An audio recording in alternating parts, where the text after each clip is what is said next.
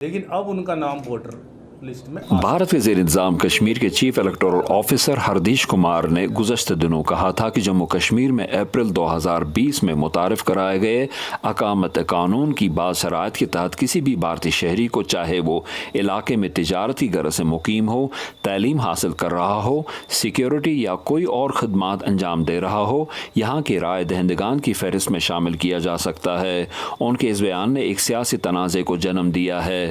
BJP के 25 लाख जो non locals हैं वोटर्स, उनको यहाँ इंक्लूड किया जाएगा। And I think this is the last nail in the coffin of electoral democracy here. न सिर्फ ये जम्मू कश्मीर के लोगों को एक हिसाब से डिफ्रेंचाइज करना चाहते हैं, क्योंकि जब 25 लाख बीजेपी का वोटर बाहर से आएगा तो जम्मू के वोट का क्या फ़ायदा होगा, कश्मीर के वोट का क्या फ़ायदा होगा। इलेक्शन कमीशन के ओहदेदार के ऐलान से जम्मू कश्मीर के आम शहरी भी तज़ब्ज़ुब में मुब्तला नज़र आ रहे हैं और अपने तहफ़्फ़ुज़ात का इज़हार कर रहे हैं। अगर ये पॉलिसी यहाँ हो गई जो मतलब कह रहे हैं ये सरकार, तो हमको काफ़ी नुकसान हो जाएगा कि हमारी जो कश्मीरी अवाम है इससे काफ़ी मुतासिर होगी और हम काफ़ी जो है तंग दस्त हालात में आ जाएंगे, क्योंकि यहाँ मुस्लिम अक्सरियत ज़्यादा है। अगर यहाँ पर और कोई कौम होती तो ये जुल्म और ये मुसीबत कश्मीरियों के ऊपर नहीं होती। मेरे हिसाब से लगता है कि बाहर वालों को यहाँ पर वोट देने का कोई हक नहीं है। लोकल पार्टी होती थी कोई जिनको हम वोट करते थे, उससे हमारी जो ओपिनियन है वो भी आगे आते थे, लेकिन अब बाहर के भी आएंगे, वो भी वोट करेंगे तो थोड़ी मुश्किल हो जाएगी।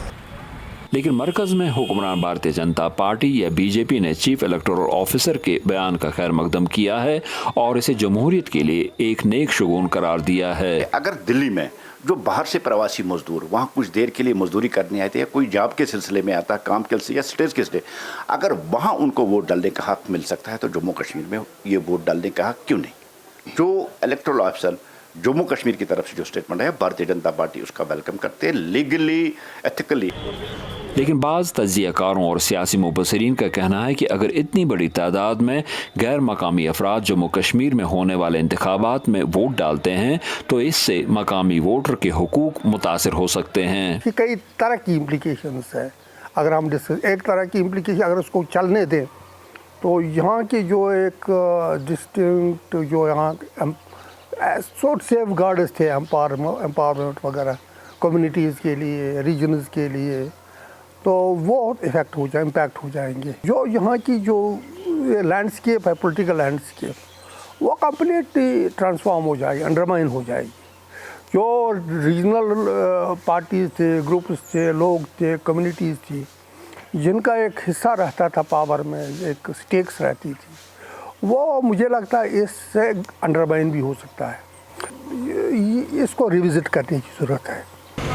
चीफ इलेक्टोरल ऑफिसर के बयान से पैदा होने वाले सियासी तनाज़े के रद्दमल में हुकूमत ने यह वजाहत की है कि जम्मू कश्मीर को खुसूसी हैसियत देने वाली भारतीय आइन की दफ़ा 370 की 2019 में मनसूखी के बाद भारत के अवामी नुमाइंदा एक्ट 1951 का रियासत पर भी इतलाक़ हुआ था और इसकी रूह से कोई भी भारतीय शहरी अपना नाम जम्मू कश्मीर में एक वोटर की हैसियत से दर्ज करा सकता है। ताहम इसके लिए ये शर्त है कि वो इसे पहले अपने असली हल्के इंतखाब की वोटर लिस्ट से हज़फ कराए। हुकूमत ने अपने वज़ाहती बयान में 25 लाख गैर मकामी अफराद को जम्मू कश्मीर में राय दही का हक देने की बात को हक़ाइक़ की गलत बयानी करार दिया है। ज़ुबैर डार के साथ Yusuf Jamil, Voice of America, Srinagar.